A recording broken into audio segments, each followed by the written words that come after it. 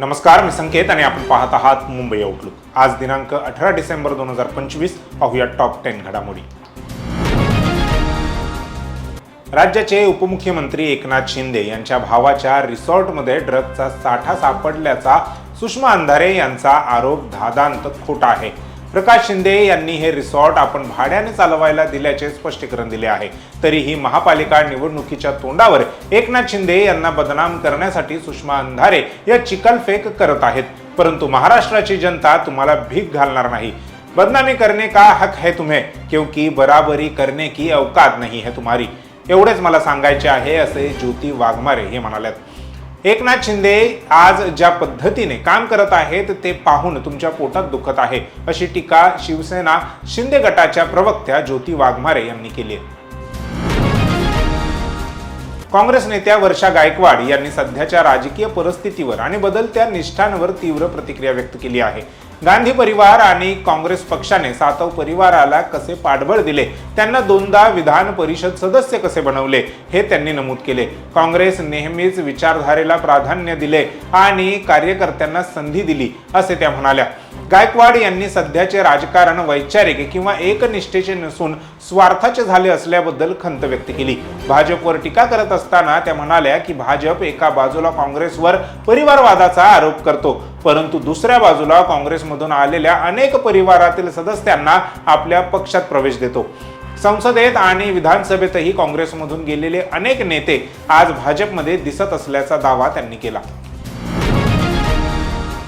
अंजली दमानिया यांनी अलीकडेच विविध राजकीय आणि सामाजिक मुद्द्यांवर आपली भूमिका स्पष्ट केली। त्यांनी सुषमा अंधारे यांच्या महाराष्ट्रातील ड्रग्ज विरोधी लढ्याला पूर्ण पाठिंबा दर्शवला। साताऱ्यातील मेफेड्रॉन ड्रग्ज प्रकरणावरून त्यांनी उपमुख्यमंत्री एकनाथ शिंदे यांच्या राजीनाम्याची मागणी केली। दमानिया यांनी ठाण्यात उपमुख्यमंत्र्यांच्याच निवासस्थानाजवळ असलेल्या एका डान्स बारचा मुद्दाही उपस्थित केला। या संदर्भात 6 महिन्यांपूर्वी माहिती देऊनही कारवाई न झाल्याने त्यांनी चिंता व्यक्त केली।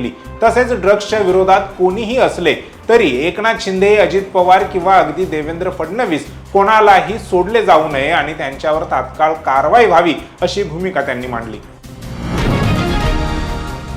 संजय शिरसाट यांनी महायुती आणि नवाब मलिक यांच्या भूमिकेबद्दल स्पष्टीकरण दिले आहे। ज्या पक्षाचे नेतृत्व नवाब मलिक करतील त्यांच्यासोबत युती न करण्याचा पवित्रा भाजपने घेतला आहे। राष्ट्रप्रेमाच्या गप्पा मारत असताना नवाब मलिक यांच्या सारख्यांना सोबत घेणे महायुतीला परवडणारे नाही, असे शिरसाट यांनी सांगितले। मलिक यांना पूर्वीही सत्तेत घेतले नव्हते आणि आताही त्यांच्या भूमिकेला विरोध असल्याचे ते म्हणाले। मुंबई महानगरपालिकेच्या निवडणुकीत महायुती हिंदुत्व, मराठी माणूस आणि मुंबईचा विकास या 3 प्रमुख मुद्द्यांवर लढणार आहे। एकनाथ शिंदे आणि देवेंद्र फडणवीस लवकरच जागा वाटपाबाबत अंतिम बोलणी करतील, अशी माहिती त्यांनी दिली आहे। संजय राऊत यांनी पत्रकार परिषदेत बोलताना महाराष्ट्रातील राजकीय परिस्थिती आणि आगामी निवडणुकांवर भाष्य केले। राऊत म्हणाले की राज ठाकरे आणि उद्धव ठाकरे एकत्र आल्यास भाजपला पराभूत करणे शक्य आहे, कारण हे दोन्ही गट भाजपच्या कोणत्याही आघाडीत नाहीत। या उलट अजित पवार आणि एकनाथ शिंदे भाजपच्या पालखीचे भुई असल्यामुळे ते भाजपला कसे हरवतील, असा प्रश्न राऊत यांनी उपस्थित केला। राऊत यांनी भाजपवर भ्रष्टाचाऱ्यांना पाठीशी घालत असल्याचा गंभीर आरोप केला। देवेंद्र फडणवीस आणि अमित शहा यांच्यावर टीका करताना त्यांनी भ्रष्ट नेत्यांना संरक्षण देण्याचा संदेश दिल्याचे म्हटले। सुप्रिया सुळे यांनी नुकतेच 2 महत्त्वाच्या विषयांवर आपले मत व्यक्त केले आहे। त्यांनी सर्वप्रथम महाराष्ट्रातीलच नव्हे तर देशातील एक महान कलाकार, शिल्पकार राम सुतार यांना भावपूर्ण श्रद्धांजली अर्पण केली। राम सुतार हे महाराष्ट्र भूषण पुरस्काराने सन्मानित होते आणि त्यांनी दिल्लीत राहून महाराष्ट्राची वेगळी ओळख निर्माण केली, असे सुप्रिया सुळे म्हणाल्या। त्यानंतर सुप्रिया सुळे यांनी माणिकराव कोकाटे यांच्या मंत्रिपदावरून काढलेल्या पदभारावर प्रतिक्रिया व्यक्त केली। सत्तेत असलेल्या लोकांसाठी वेगळा न्याय आणि विरोधकांसाठी वेगळा न्याय असतो, हे दुर्दैवाने या देशाचे वास्तव असल्याचे त्यांनी सांगितले।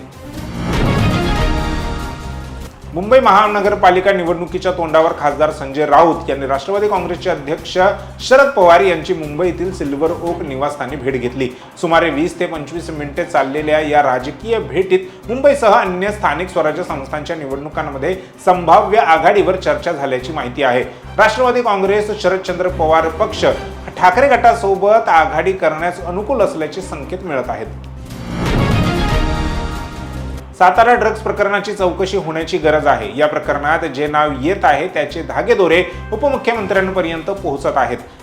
कारण तिथला रिझल्ट, तिथले काम करणारे लोक या प्रकरणात ज्यांनी या लोकांना काम करायला बोलावलं त्यांना नाही तर तिथल्या लोकांना अटक करण्यात आली आहे. साताऱ्याचे पोलीस अधीक्षक यांची ही जबाबदारी होती, मात्र मुंबई पोलिसांनी इथे कारवाई केली आहे. याचा अर्थ सातारा पोलिसांचा यात सपोर्ट होता असा दावा शिवसेना उद्धव बाळासाहेब ठाकरे पक्षाचे नेते अंबादास दानवे यांनी केलाय.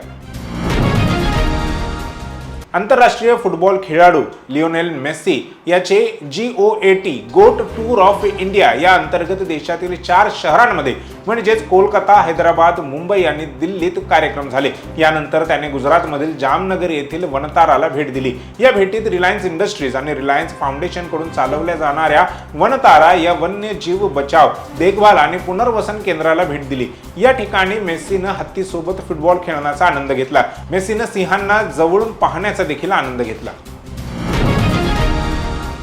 धुरंधर या चित्रपटाने बॉक्स ऑफिसवर अक्षरशः धुमाकूळ घातला आहे. या चित्रपटाने आतापर्यंत जगभरात 600 कोटी रुपयांपेक्षा अधिक कमाई केली आहे. आश्चर्याची बाब म्हणजे या चित्रपटाचे केवळ भारतातच नाही तर पाकिस्तानमध्ये देखील कौतुक होताना दिसतंय.